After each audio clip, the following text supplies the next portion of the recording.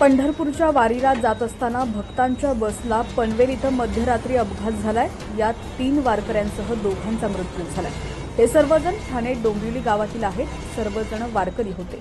या गावातील एकूण 200 जणांचा ताफा पंढरपूरकडे जात असताना हा भीषण अपघात झालाय।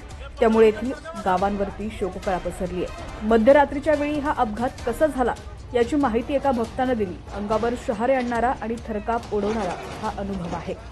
बातमी पूर्ण पाहूयात त्याआधी तुम्ही HPN मराठी न्यूज चॅनल पहिल्यांदाच पाहत असाल आणि अजूनही चॅनलला सबस्क्राइब केलं नसेल तर नक्की सबस्क्राइब करा आणि बेल आयकॉनवर क्लिक करून नोटिफिकेशन्स मिळवा, जेणेकरून आमचे अपडेट्स लवकरात लवकर तुमच्यापर्यंत पोहोचतील। तर अपघातातून वाचलेल्या दयानंद भोईर या भक्तानं अपघाताचा थरार सांगितलाय। दयानंद हे घेसर गावातील रहिवासी आहेत। आम्ही रात्री 11 वाजता पंढरपूरच्या दिशेने निघालो होतो। एकूण 6 बसेस केल्या होत्या। त्यात सुमारे 200 भाविक होते। आम्ही हरिनामाचा जयघोष करत चाललो होतो। एक्सप्रेस हायवेवरती गेलो। बस स्पीडमध्ये होती। जयघोष सुरू होता। आम्हालाही कळालं नाही काय झालं। अशी धडक बसली की गाडी हलली। त्यानंतर आम्ही जयघोष बंद केला। त्यानंतर काय झालं कळालं नाही असं दयानंद भोईर यांनी सांगितलं। आम्ही काचा फोडून एक एक करून बाहेर आलो। आमच्या मागे बस होत्या। त्यातील लोक धावत आले आणि आम्हाला बाहेर काढलं। त्यानंतर रुग्णवाहिकांना फोन केला। रुग्णवाहिकाही घटनास्थळी तातडीने आल्या।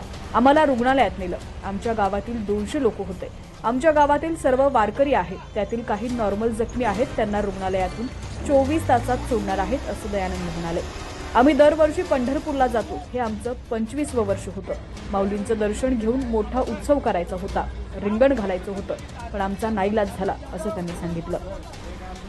या अपघातात ट्रॅक्टरमधील तरवेज अल्लाउद्दीन अहमद आणि एका अनोळखी इसमाचा जागीच मृत्यू झालाय। ट्रॅक्टरला ठोकर मारून बसने डाव्या बाजूने रेलिंग तोडली। त्यानंतर बस 10 ते 15 फूट खाली जाऊन डाव्या बाजूला पलटली। या अपघातात बसमधील गुरुनाथ बाबू पाटील वय 70 वर्ष, रामदास नारायण मुकादम वय 70 वर्ष आणि हंसाबाई हरी पाटील यांचा जागीच मृत्यू झालाय।